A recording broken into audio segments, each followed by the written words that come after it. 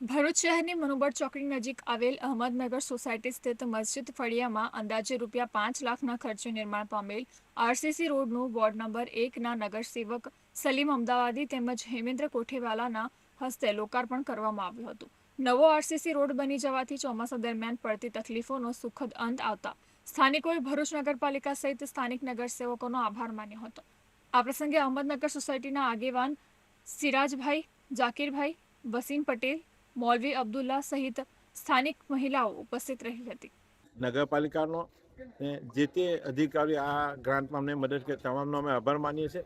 ને સોસાયટીના વિસ્તારના લોકોને અમે આશ્વાસન આપ્યું છે કે જે પણ તમારા બીજા નાના મોટા કામો છે, તમારા જે પ્રશ્નો છે, આવનાર સમયમાં જેમ જેમ ગ્રાન્ટ આવશે તેમ તેમ પૂરા કરવામાં આવશે.